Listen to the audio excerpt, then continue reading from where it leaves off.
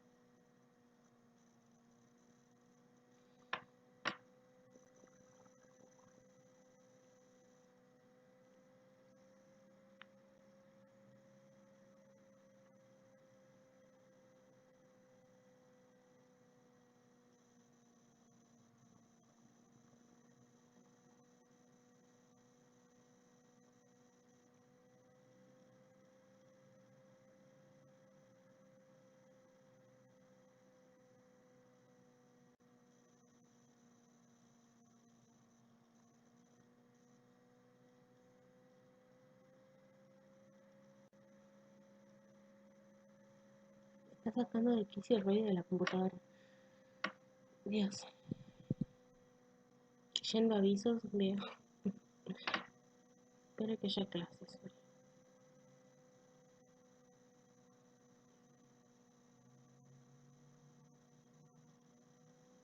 No.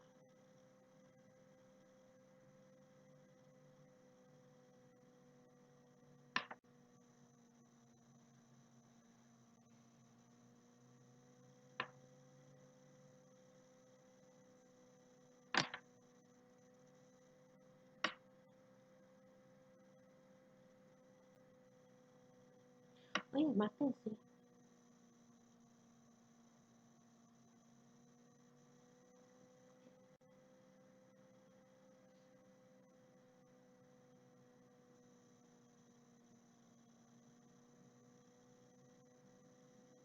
Claro, no empezó la clase.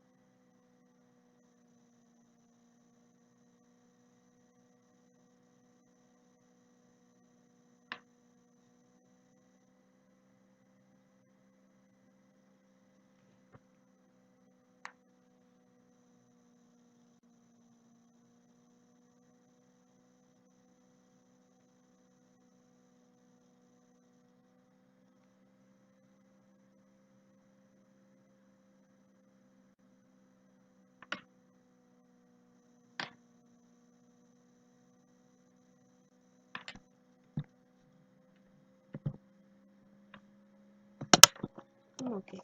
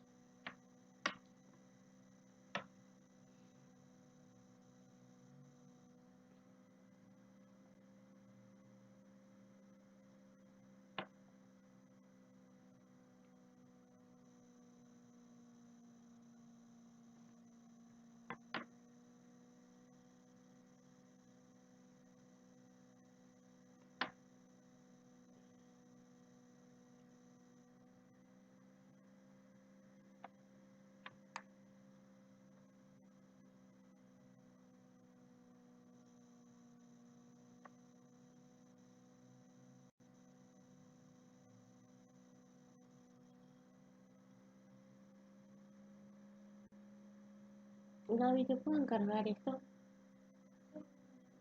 Así me baño porque no me aguanta el olor a tu. ¿Mm? No, no, o sea, fíjate cuando empieza a hablar el profe si tengo el micrófono activado o no. Solo eso. La pantalla no, porque la pantalla me queda apagada. ¿Y tenés el micrófono abierto? Claro, O sea, cuando ya empiece. sí, cuando empieza. Porque según Anto, el profe es un político y no ocupaba por eso está ahí.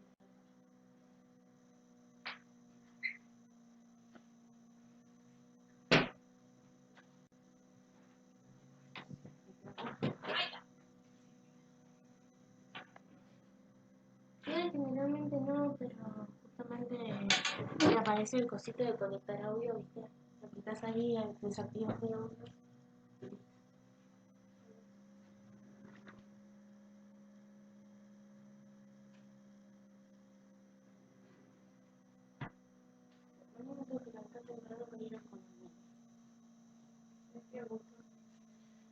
Sí, no me queda de otra.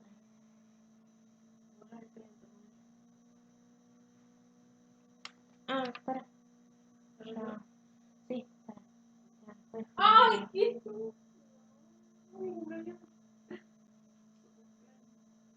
¿Eh?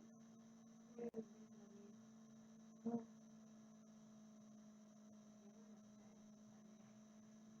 una muy amiga entonces.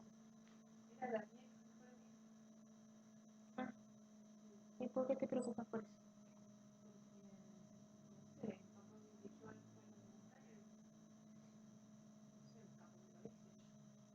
Cumpleaños, ¿no? Y decís, ¡ay, qué onda, Diego! No. Pero no, ¿no? Ni da, ¿no? Ah, pero igual, no sé. Decíselo, qué sé yo. Bueno, cuando Sos un ser esté, humano, no sos un monstruo. entonces lo... No, ya puso ahí, ya comenzó la reunión, nada más que estoy esperando a ver si ingreso o no.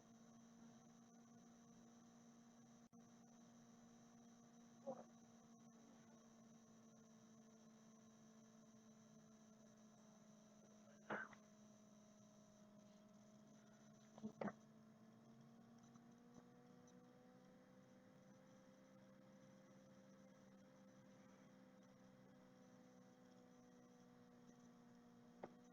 No, me lo conecto.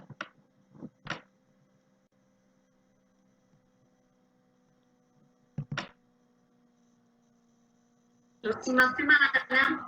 Buenas tardes, chicos. Sí, esa es la idea. Bueno, tiene como ¿Me escuchan? la forma Buenas tardes, de... profe. Sí, sí, Muy profe. bien. Hola, profe, sí se escucha. Unos minutos más, en 5 minutos arrancamos. ¿Me va a bañar? Hola.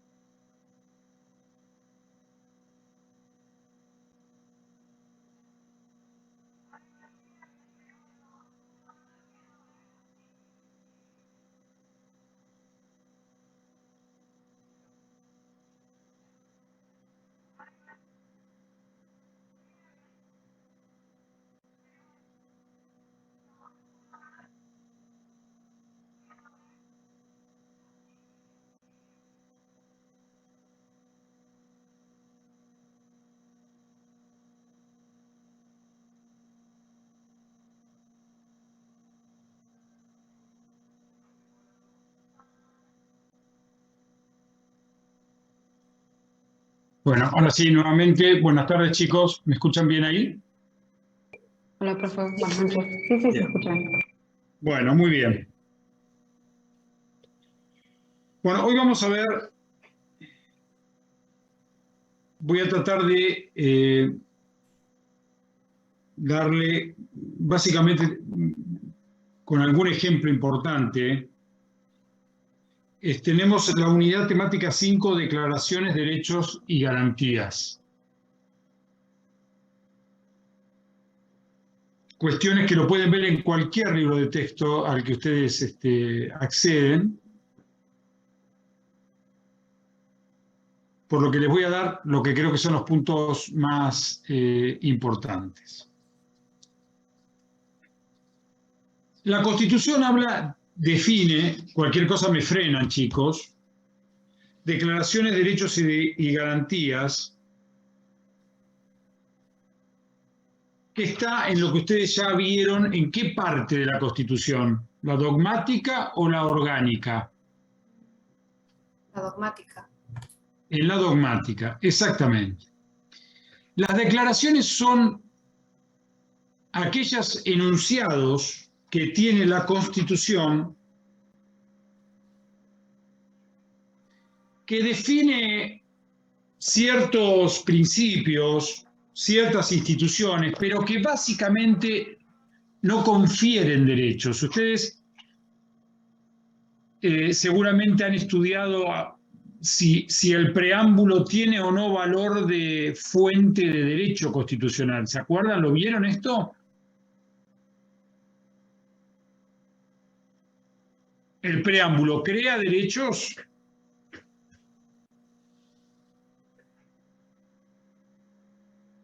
No. Muy bien, Brisa, con el gesto, pero traten de decirme. No crea derechos, pero ¿para qué sirve? ¿Para qué sirve el preámbulo? Porque está en la Constitución, no está en la parte dogmática, pero algún sentido debe tener. A ver, los valientes que tienen cámara. Establece principios. Bueno, vamos para ir avanzando. La Corte ha dicho que el preámbulo no crea derechos, porque los derechos están en los articulados, pero sí sirve como una pauta de interpretación. Acuérdense este concepto. Es decir, en el preámbulo, de alguna forma se define claramente hacia dónde va la ideología, la filosofía constitucional. Por lo tanto, cuando tengamos que interpretarla y el texto no sea claro, podemos encontrar en esa ideología del preámbulo hacia dónde debemos interpretar. ¿Se entiende? El preámbulo termina siendo una declaración, es decir, marca una institución, un principio, declara, como los primeros artículos constitucionales, que las provincias son parte de una nación, el lugar que le da la Constitución al culto católico,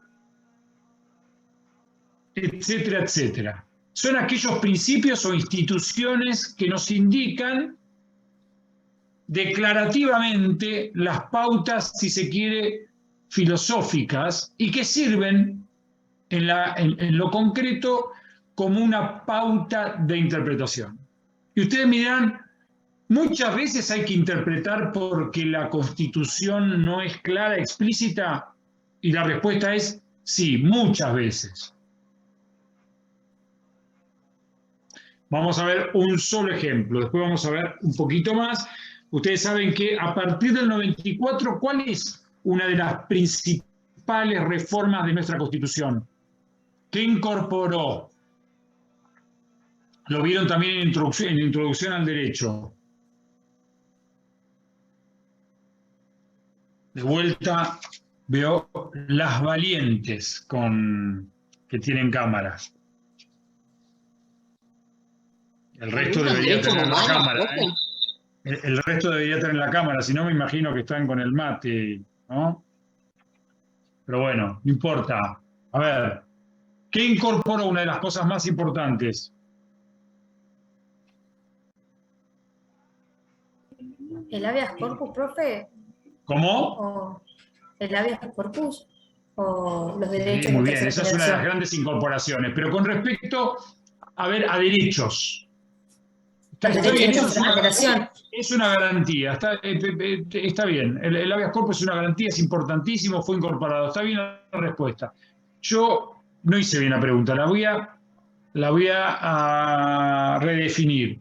Con respecto a las jerarquías constitucionales, ¿de qué hubo una importantísima reforma en 1994? La jerarquía constitucional de los derechos, de los tratados internacionales de derechos humanos. Lo de los tratados. Exactamente. La jerarquía de los tratados. Y fíjense ustedes que dice, lo vamos a ver después un poquitito más, y ustedes creo que después van a ver tienen una materia vinculada a esto que es los tratados de derechos humanos. Dice el artículo 75, inciso 22. Se describen los tratados que se incorporan, después lo vamos a ver, y dice lo siguiente, presten atención, siempre para vincularlo con ese concepto de declaración del que hablamos hoy. ¿Sí? Dice, artículo 75, inciso 22.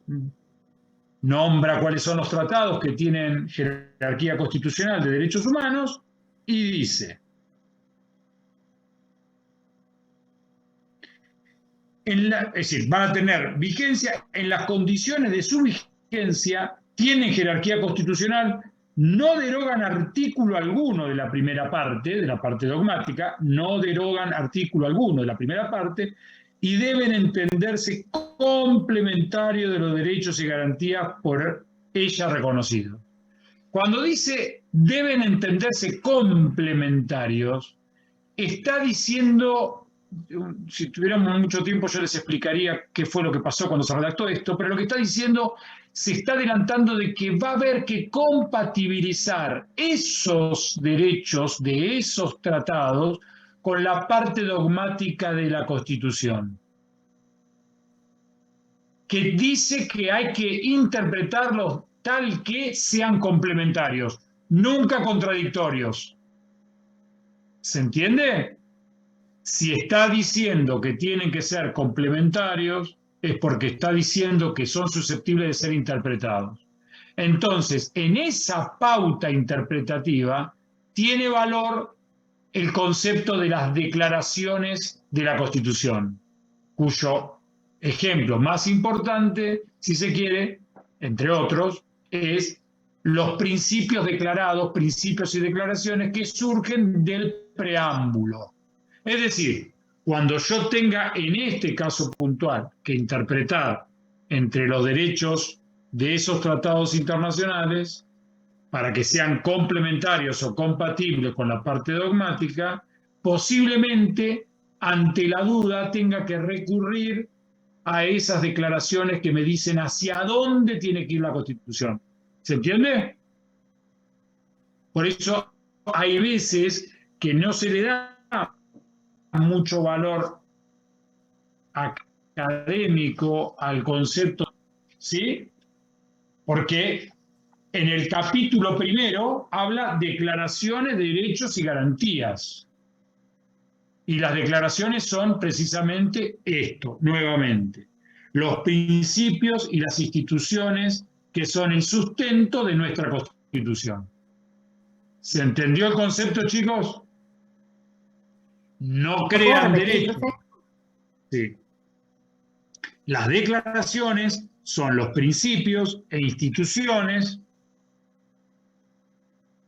que no confieren derechos concretos, pero que nos indican los valores últimos que nuestra Constitución defiende y que van a ser muy útiles cuando tenga que interpretar el valor de una cláusula constitucional en un caso concreto, como por ejemplo cuando tenga que compatibilizar los derechos reconocidos en los tratados constitucionalizados con la parte dogmática de la Constitución. ¿Se entendió, chicos? Entonces, una pregunta de examen sería: las declaraciones de nuestra Constitución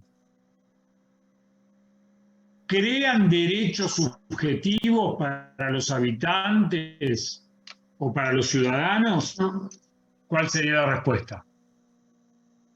no, falso. O sea, no. No. Entonces, la segunda respuesta. Entonces, quiere decir que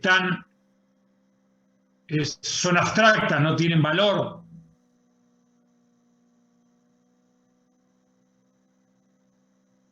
¿Sí o Sí, no? expresan el valor, los valores de nuestra Constitución. Perfecto. Entonces tienen un valor. ¿Y ese valor en dónde se concreta? En una interpretación. En una Comunicación. interpretación en caso de duda, de contradicción, de laguna, de ambigüedad. Esto lo deben haber visto en la Introducción al Derecho.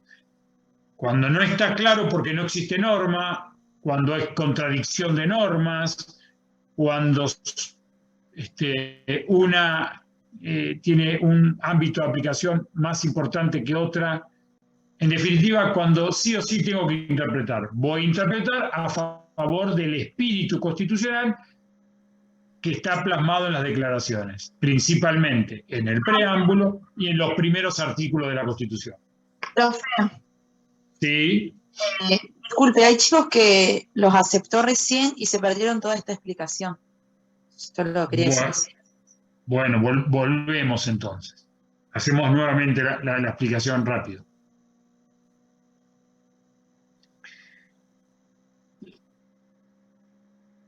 Nuestra Constitución, en su primera parte, en el capítulo primero, lo titula Declaraciones, Derechos y Garantías. Como que son tres categorías normativas.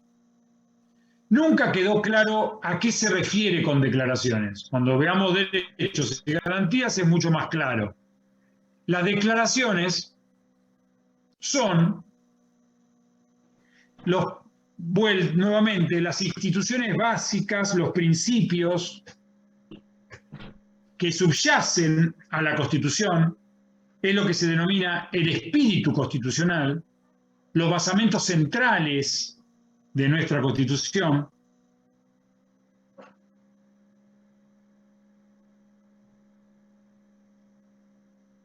que no confieren derechos concretos a los habitantes o a los ciudadanos, pero sí que sirven al juez, en su caso,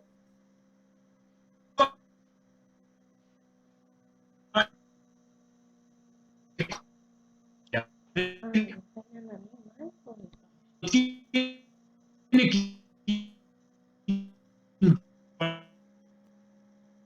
como un ejemplo de intecho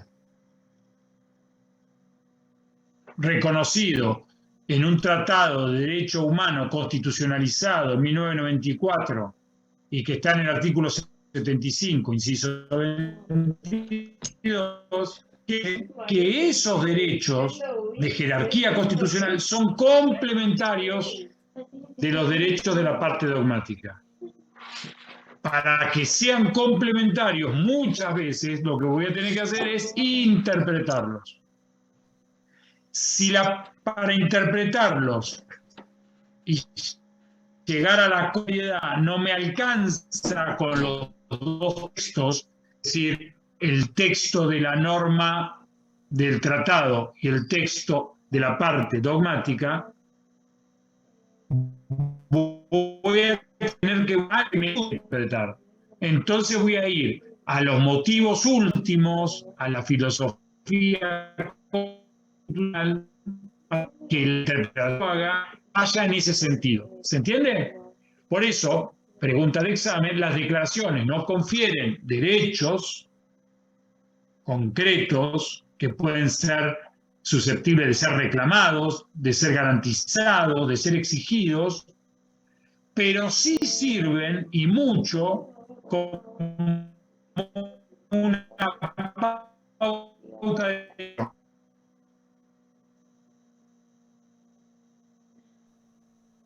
ejemplo, está claro que una de las declaraciones de nuestra Constitución es que somos un Estado federal. Es una declaración constitucional, una postura filosófica constitucional. Por lo tanto, cuando tengamos duda si determinada decisión, determinada norma, determinada ley vinculada a la distribución de poder o de funciones entre el Estado federal y las provincias no es claro, tenemos que ir a esa declaración del vínculo que decidió nuestro constituyente originario en relación a los estados provinciales y el Estado nacional. Optó porque el norte es un Estado federal. ¿Se entiende? Ante la duda, no es clara la norma y voy a tener que interpretar ahí. ¿Se entiende? Bien. ¿Entendieron los que ingresaron, chicos? ¿Sí? Sí, se entendió. Bien, muy bien. Segundo, derechos. Esto es más fácil. ¿Qué es un derecho? Esto es una declaración. ¿Derechos qué es? Son las facultades conferidas a los habitantes para hacer o dejar de hacer algo. ¿Tengo derecho a hacer o tengo derecho a no hacer? Pero lo importante es que yo puedo exigir el cumplimiento de poder hacer o no hacer. ¿Se entiende? El derecho constitucional es en la medida de que sea exigible. Si hay un derecho reconocido es porque constitucionalmente lo puedo exigir.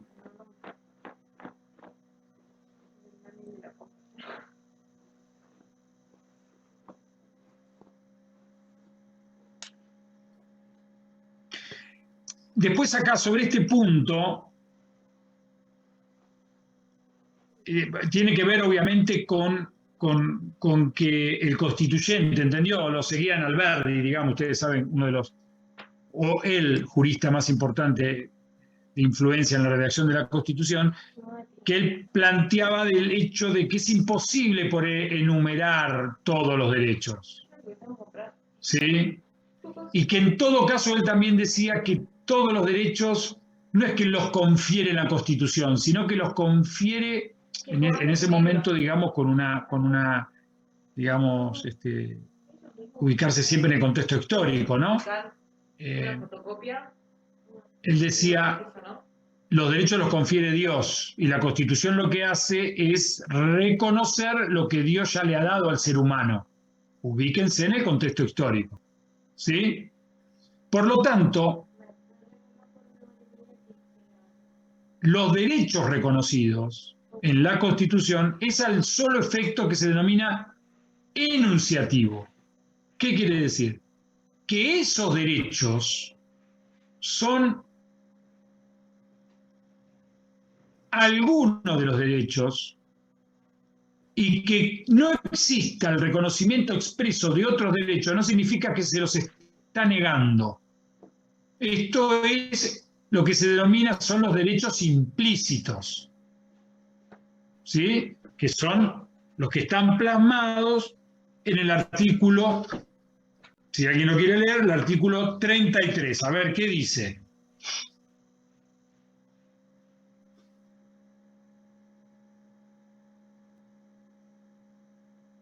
¿Lo leo, profe? Sí, Candela. Si quieres. Adelante. Artículo 33. Las declaraciones, derechos y garantías que enumera la Constitución no serán entendidos como negación de otros derechos y garantías no enumerados, pero que nacen del principio de la soberanía del pueblo y de la forma republicana de gobierno. Perfecto.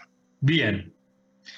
Esto es también similar a lo que dijimos de las declaraciones. Están los derechos expresos, ¿sí? Ejemplo, artículo 14, ¿sí?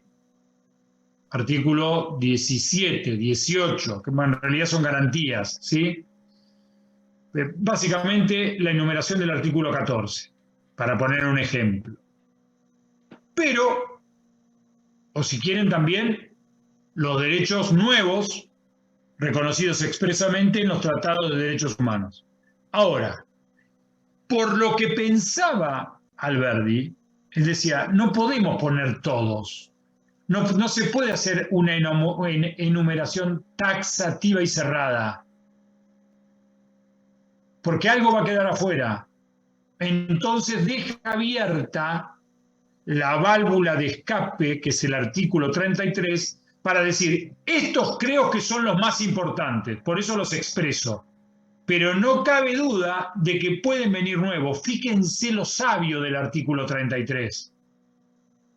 El artículo 33, redactado en la Constitución originaria, ha servido y sigue sirviendo para la incorporación de derechos que no estaban reconocidos expresamente. Ejemplo, muchísimos derechos incorporados expresamente en la reforma de 1994 ya habían sido reconocidos jurisprudencialmente a través de los jueces por aplicación del artículo 33.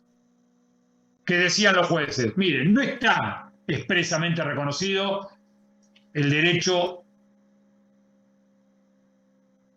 de réplica, el derecho a la protección de los datos privados. No existe expresamente.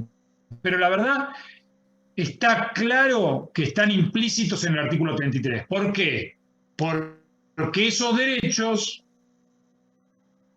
nacen del principio de la soberanía del pueblo. Cuando dice el principio de la soberanía del pueblo, es como que están genéticamente adheridos al solo hecho de ser un ciudadano, ser un habitante. Fíjense lo sabio de ese artículo 33, que con ese artículo 33 se permitió la incorporación de nuevos derechos en forma implícita que no estaban reconocidos expresamente. ¿Se entiende? Bien, entonces, diferencia. Ya dijimos declaración, ya dijimos derechos que es y que pueden ser expresos o implícitos. Explícitos o implícitos.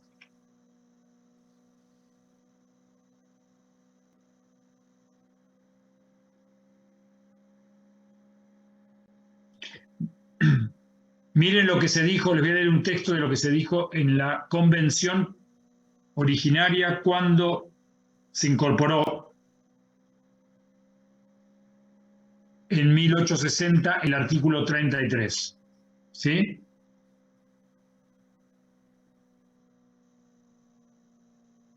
Los derechos individuales son superiores a toda constitución y tan extensos que no pueden estar escritos en la Constitución. Son muchos. Y para determinarlos de una manera general, el artículo de la reforma, la del artículo el artículo 33, dice, no solamente esos derechos, sino todos los derechos naturales de los hombres o de los pueblos, aunque no estén enumerados en la Constitución, se juzgan reservados, como que no se pueden enumerar todos los derechos que nacen de la naturaleza del hombre y del fin y objeto de la sociedad y la soberanía del pueblo. ¿Se entiende? Cuando se incorpora el artículo 33 de derechos implícitos en 1860, se explica esto que decía Alberdi. No podemos poner todos, porque nos vamos a equivocar, van a quedar algunos afuera. Y fue tan sabio que a medida que va avanzando la sociedad y que va avanzando el derecho, aparecen nuevos derechos. De hecho, hasta 1994, muchos de los derechos incorporados por la reforma del 94 habían sido ya reconocidos por la aplicación del artículo 33. Profe, ¿Sí? ¿y por qué, o sea, si ya están reconocidos, por qué se incorporan? Es como una redundancia. Se hace eso porque, es muy buena la pregunta, ¿por qué se hace eso? Porque cuando yo tengo que aplicar el artículo 33, ¿qué es lo que estoy haciendo? Si la norma no es clara, no es expresa. Interpretando. Interpretando, muy bien. ¿Y los jueces todos interpretan igual? No. No. se puede dar, y de hecho ha pasado, que para algunos el derecho de rectificación o respuesta no era un derecho implícito, que necesitaba su reconocimiento expreso. Entonces, dependía el juez que a uno le toque para saber si lo metía o no lo metía en el 33. Por eso siempre es mejor que sean explícitos.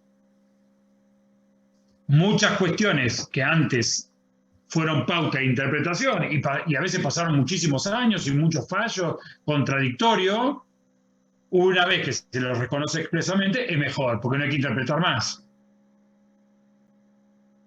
¿Se entiende? Sí, sí. Por ejemplo, con el advenimiento de las nuevas tecnologías, pero me estoy yendo a temas que no es motivo de esta clase. Por ejemplo, el derecho a la protección de la difusión de imágenes no consentidas. Esto lo pueden haber visto en lo que se denomina sexting. Seguramente han visto casos, ¿sí? Hay una serie muy interesante que es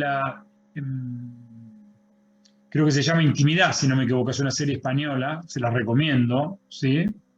Bueno, son nuevas cuestiones que las tecnologías van mandando a la vida cotidiana de las personas y, por ejemplo, en Argentina no hay una norma expresa que condene eso, una norma del Código Penal. Entonces, como alguien podría decir, bueno, yo consentí esta, digamos la de compartir con mi pareja imágenes de contenido sexual. Hay consentimiento. Lo que no consentí es que la divulgue a terceros. Lo que se denomina, a veces, muchas veces, es sextorsión. Se extorsiona, ¿sí? O a veces por el solo hecho de hacer daño, por despecho. Bueno, han visto muchos casos de esto. Bueno, eso no está legislado. Entonces alguien podría decir, bueno, no, pero eso no está prohibido que yo lo divulgue. Máxime si fue consentido, ¿sí? Ustedes ven cómo las nuevas tecnologías plantean nuevos problemas y la existencia o no de nuevos derechos. Nuevamente el artículo 33, por supuesto que se pueden aplicar otros artículos, pero se lo pongo solo de ejemplo de cómo las nuevas cuestiones vinculadas al desarrollo científico y tecnológico hacen que nuevas situaciones que el legislador no puede haber previsto. Y si no lo pudo prever, a veces el agarrarse del artículo 33 sirve para que el juez lo pueda interpretar y después de un tiempo existe una norma constitucional o una ley que lo reconoce y ya no va a haber que interpretar nada porque ya va a estar expresamente. ¿Se entendió? Sí, profe. Perfecto, bien. Las garantías, ¿qué son las garantías? Dijimos, declaraciones, derechos y garantías. ¿Qué son las garantías? Son aquellas cláusulas que tienden a ser efectiva la protección de los derechos.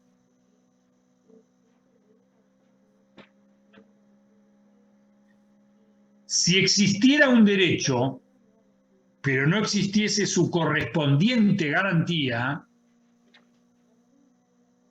explícita o implícita,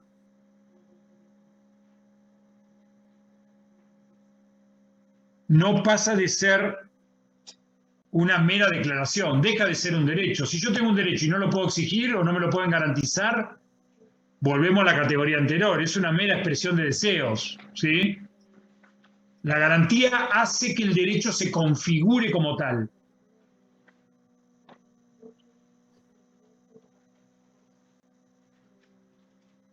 El ejemplo más claro de las garantías, artículos 17 y 18, que ustedes después lo van a ver en forma particular.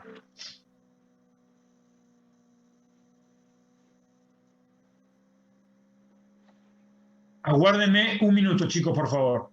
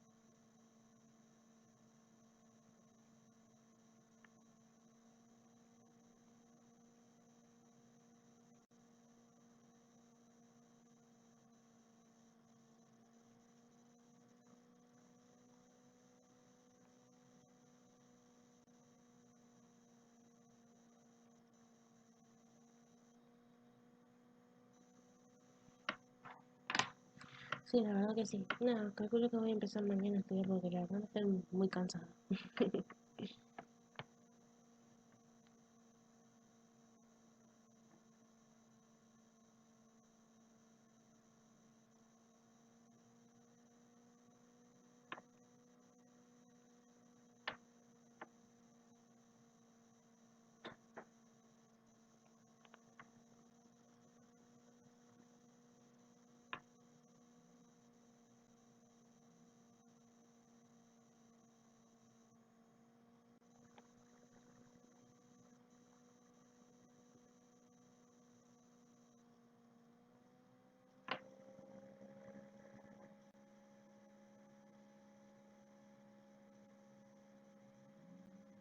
Chicos, están ahí, mil disculpas.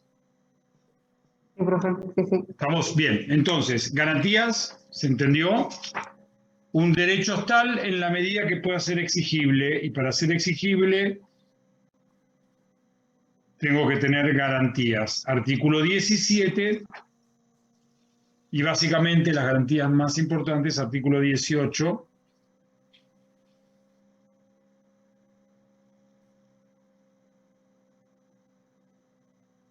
que ustedes después lo van a ver, y después cuando vean las nuevas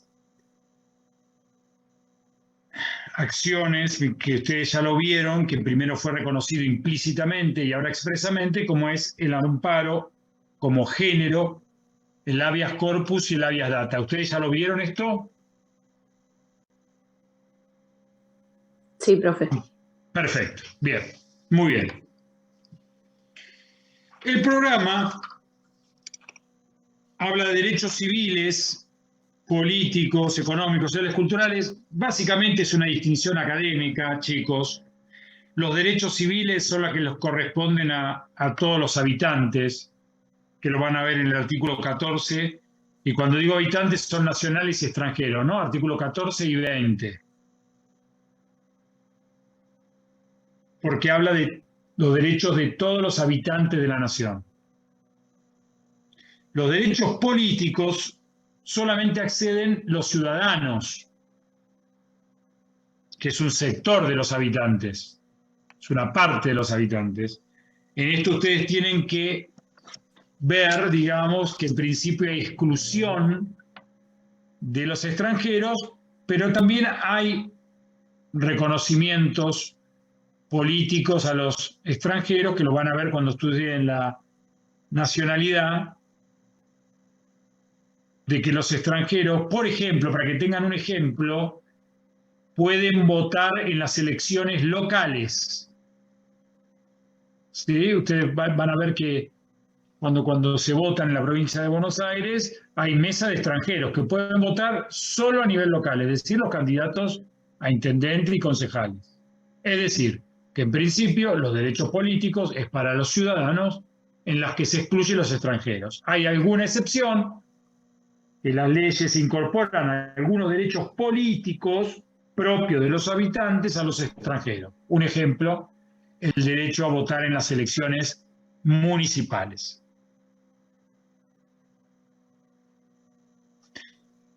Y los derechos que son desprendimientos de los derechos civiles, vinculados a un sector, que son los derechos sociales y del trabajo. Se llama derechos sociales, que son todas aquellas atribuciones relacionadas con el trabajo humano. Y el ejemplo es el artículo 14 bis, incorporado en la reforma ¿de qué año? 1957. 1957. Muy bien, muy bien. Que tomó los principales lineamientos ¿de qué constitución? De la del 49. Muy bien, Brisa, y muy bien, Candela. Muy bien.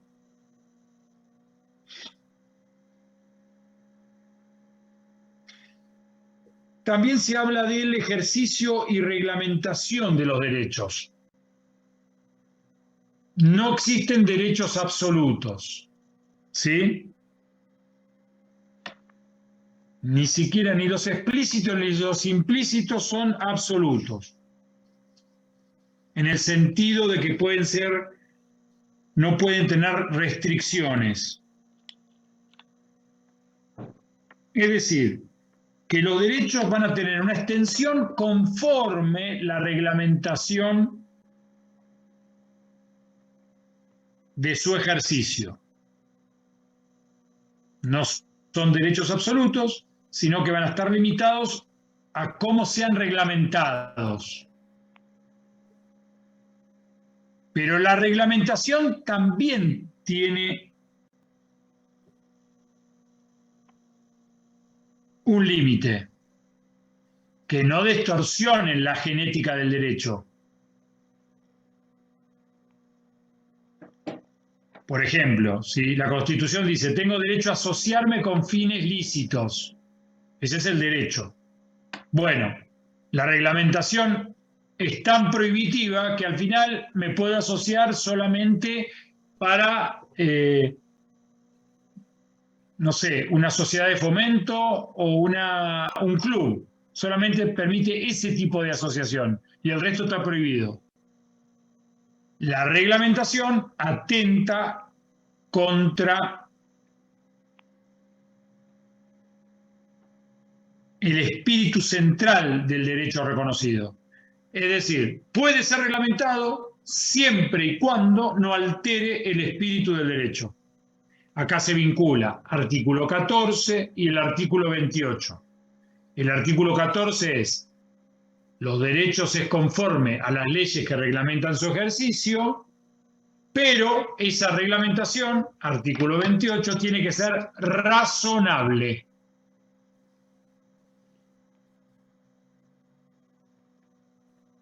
Profe, disculpe, ¿qué dijo? Que puede ser A ver. reglamentado siempre y cuando no se altere el qué.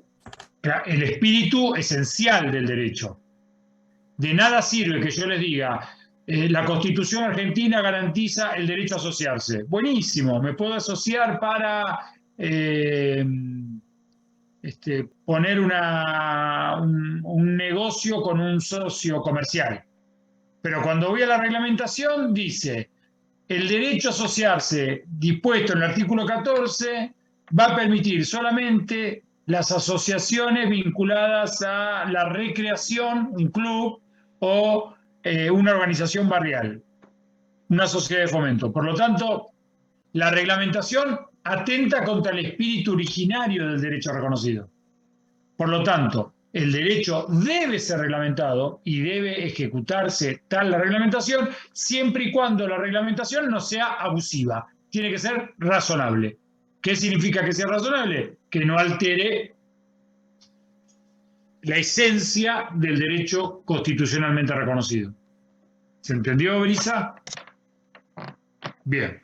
Sí, profesor. La operatividad de los derechos, ¿qué significa esto? Que hay derechos operativos y hay derechos programáticos.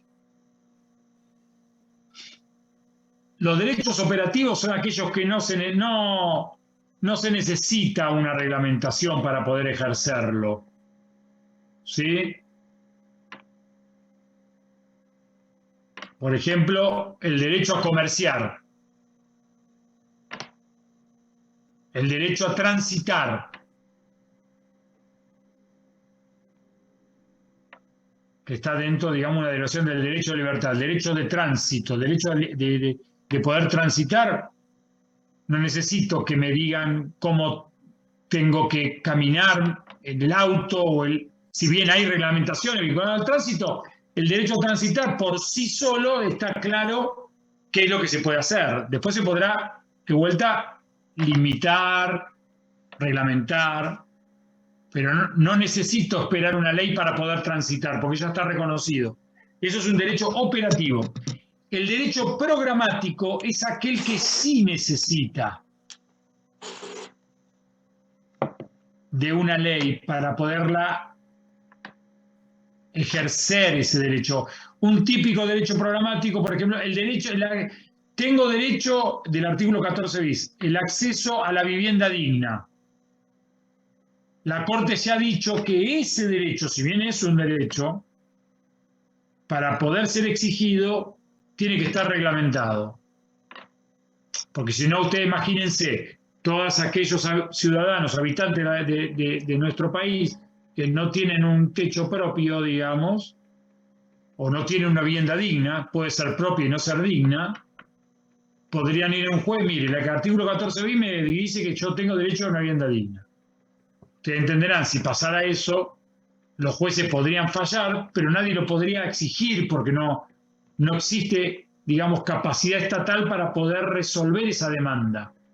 Entonces se dice que es un derecho programático. ¿Qué significa que sea programático? Que es una tendencia hacia donde tiene que ir el Estado. El Estado debe tender a cumplir con ese derecho. ¿Sí? es como que el Estado tiene ese programa para cumplir, el programa de que todos puedan acceder a una vivienda digna. ¿Sí? Muy bien. El punto 2, no los quiero aburrir, chicos, ¿sí?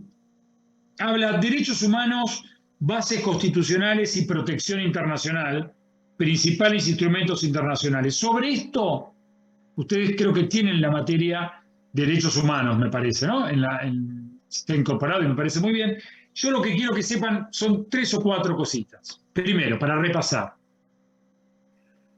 que los derechos humanos hasta el 94, ¿dónde estaban reconocidos?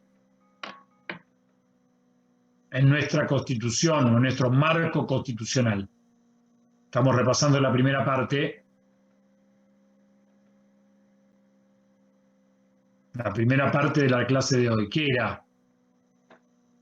Teníamos La parte leyes. dogmática.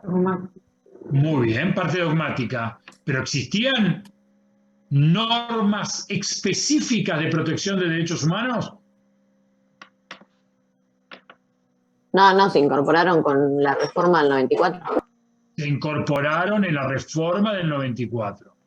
No es que no había derechos, porque de hecho había tratados internacionales entre los que nuestro país era parte, pero estaba dentro de lo que se llamaba la discusión, cuál es la jerarquía, si esté superior a la ley, no superior a la ley. ¿Se acuerdan toda esa discusión, monismo, dualismo? Que supongo que ustedes ya lo saben. ¿Sí? Bien. Existía un reconocimiento de los derechos humanos porque había tratados, se discutía la jerarquía y también había derechos humanos porque se aplicaba el artículo 33. Luego de la reforma constitucional, no queda ninguna duda de que hay tratados internacionales en el inciso 22 del artículo 75 que dicen, señores, estos tratados tienen la misma jerarquía constitucional,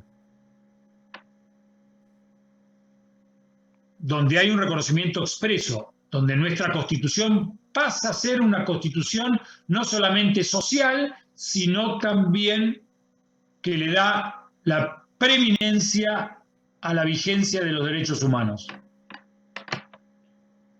Uno de los grandes paradigmas que se incorporan en el 94 es este reconocimiento expreso, así como fue en el 57 con el 14 bis, Constitución Social, con el 94, derechos humanos. Ahora, luego de, ustedes van a ver cuáles son los tratados, sepan, porque a veces tienen constituciones que no están actualizadas, sepan que luego del 94 se incorporaron 2 tratados internacionales con jerarquía constitucional. En el 97, la Convención sobre Desaparición Forzada de Personas, y en el año 2003 sobre la imprescriptibilidad de los crímenes de lesa humanidad. ¿Se entiende? A los instrumentos originarios del 94 se le incorporaron la Convención Internacional sobre la Desaparición Forzada de las Personas y de que los delitos, crímenes de lesa humanidad son imprescriptibles. ¿Se entendió?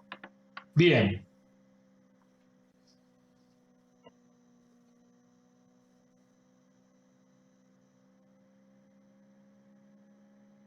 Vamos a ver simplemente, chicos, sobre el punto 5, derecho a la intimidad,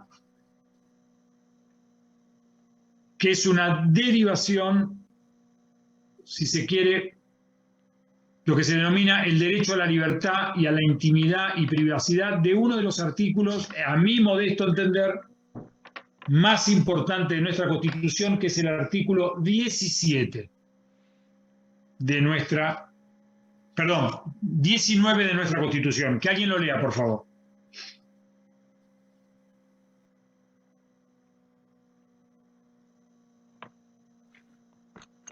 ¿Lo leo, profe?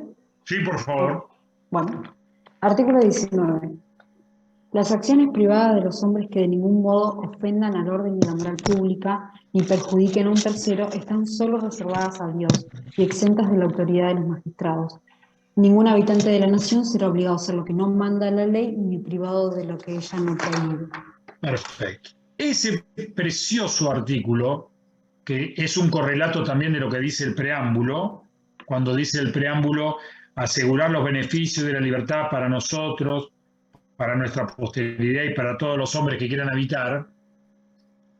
Ustedes ven cómo una declaración del preámbulo después se concreta en un artículo, es el famoso artículo de la libertad, privacidad e intimidad del artículo 19. Ustedes sepan que ese artículo es el fundamento del derecho a la libertad, del derecho a la privacidad y del derecho a la intimidad.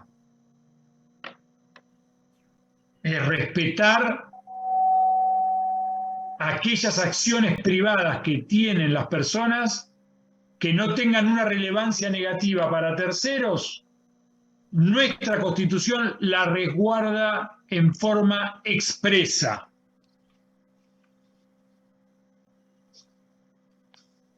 Y lo vamos a ver en un ejemplo, ustedes después lo van a poder ver en cualquier texto, que tiene que ver con que el Estado no puede meterse con aquellas, se llaman concepciones últimas de cada una de las personas y que están, digamos, resguardadas de la valoración de cualquiera. Lo vamos a ver con un ejemplo concreto. Por ejemplo, se ha determinado, o se discutía, ahora ya no se discute más, por ejemplo, cuando una persona se la descubre consumiendo droga, ¿sí? Según la ley de estupefacientes, el consumo de droga por en sí mismo está prohibido. Por lo tanto, es una conducta penada si yo la realizo. La Corte ha dicho que si el consumo es para consumo personal, la tenencia para consumo personal, ese consumo personal, cualquiera de nosotros puede tener una valoración si está bien, si está mal, si es bueno o no es bueno, pero es una acción privada, tenencia para consumo, y que el Estado no puede penar esa acción privada. En todo caso, el Estado podría, si ese consumo hace que corra peligro su vida o la de terceros. Pero si no es así, es una acción privada. Se puede tener una valoración, pero el Estado no se puede meter. ¿Se entiende? Por ejemplo, lo que una persona haga en su intimidad de su casa, que no afecte a terceros. Y uno sabe que pasa eso, pero no afecta absolutamente a nadie. Por lo tanto, hay que respetar ese derecho a la intimidad. Si una determinada conducta no está prohibida, pero puede no gustarme, pero no está prohibida. No sé, por ejemplo, ha pasado, por suerte no pasa más, pero en nuestro país ha pasado que a una persona se la detenía por cómo estaba vestida. ¿Y a quién afecta? A quienes es parte de su elección privada cómo vestirse. Es porque hay un artículo que protege eso. Es una decisión personal que no afecta absolutamente a nadie. Por lo tanto, y no está prohibido, por lo tanto nadie me lo puede venir a exigir. Porque es una acción privada. Profesar cualquier culto es una acción privada. Y respetar las premisas de ese culto también es una acción privada. Y le voy a poner un ejemplo muy paradigmático y con esto vamos cerrando. Ustedes saben que quienes, perdonen si hay alguno de ustedes chicos, chicas que profesan esa fe, los testigos de Jehová en su concepción, digamos, religiosa, no permiten la transfusión de sangre. Es decir, que les hagan una transfusión de sangre va en contra de sus preceptos religiosos. Entonces, ¿qué pasa cuando una persona necesita, a veces hasta con peligro de vida, que le hagan una transfusión de sangre? El médico dice, mira, hay que hacer una transfusión de sangre porque médicamente, científicamente es necesario para curarlo, hasta inclusive para salvarlo. ¿Sí? Se presentó un caso muy famoso, se llama el caso Bahamondes, que llegó a la corte, que era un testigo de Jehová que necesitaban hacerle, y bueno, y la corte terminó diciendo, si la persona es una persona mayor, que puede expresarse, que sus facultades mentales son normales, y demuestra que efectivamente profesa esa fe, hay que abstenerse de hacerle la transfusión. ¿Por qué? Porque si yo obligo a hacer la transfusión de sangre, le estoy violando su derecho a su intimidad o privacidad, más que nada su ámbito privado, algo tan privado como es la religión que se profesa. Entonces, fíjense hasta qué punto lo importante de este artículo, de este precioso artículo 19 de nuestra Constitución. Y van a ver innumerables ejemplos en donde se puede aplicar o no. Por ejemplo, muchas personas han dicho, por ejemplo, bueno, ahora no está más, pero antes era obligatorio el servicio militar. Y para algunas religiones, portar armas era una afección profunda a la religión que profesan. Entonces, ponen lo que se llama la objeción de conciencia basado en ese artículo para que no lo obliguen a hacer el servicio militar. O en caso, por ejemplo, ir a la guerra, por decir de alguna forma, ¿no? Y por aplicación de ese artículo hay que respetarle ese derecho a esa intimidad, privacidad, en el fondo su propia dignidad, por respeto del artículo 19. ¿Sí? Y para terminar, simplemente para que sepan, dice derecho a la identidad. ¿Qué es el derecho a la identidad? Derecho a la identidad es saber el propio origen de cada una de las personas.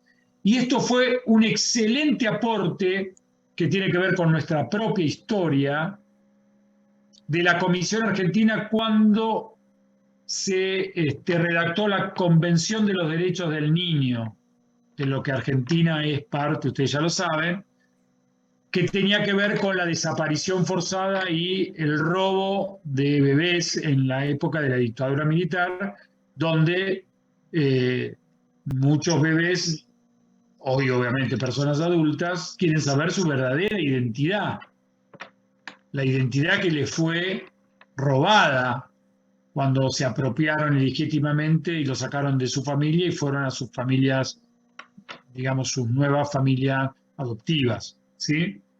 El derecho a la identidad expresamente reconocido fue un aporte de la Comisión Argentina en el momento de la redacción de la Convención de los Derechos del Niño y que hoy está reconocido, ¿no? El derecho de todas las personas a saber su verdadera identidad, en este caso biológica.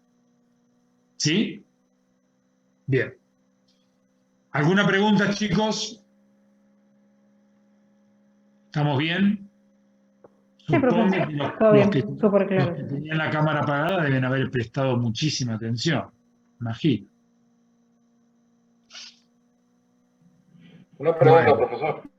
Sí, cómo no, Wilfredo, adelante. Dentro del material que se colocó en la plataforma y siguiendo el programa, hay una cantidad de lecturas. Mañana vamos a trabajar con alguna de ellas. Depende del profesor que les toque, sí, seguramente el profesor que les toque ha recomendado esa lectura y la van a poder trabajar. Generalmente son las lecturas vinculadas a, digamos, a desarrollos más específicos que los manuales, Wilfredo. Sí, entiendo. ¿Sí? ¿Mañana no nos toca con usted? No. Posiblemente sea el doctor Di Jerónimo, creo que les toca mañana. Para estos temas, chicos, cualquier texto, cualquier manual general, Vidar Campos, Sagüez, inclusive sirve el manual del doctor Baeza, ¿sí? del ex titular de la cátedra, pero cualquier texto, Quiroga Lavie, para estos temas generales, obviamente actualizados, es decir, textos posteriores al 94, ¿no? Ok, No van a tener ningún problema. gracias. Al contrario. ¿Alguna otra pregunta? Muy bien. Bueno, gracias por la paciencia y les pido disculpas por la interrupción. Chao, profe. Buenas Muchas tardes. gracias. Hasta luego, Gracias. profe. Gracias. Buenas noches.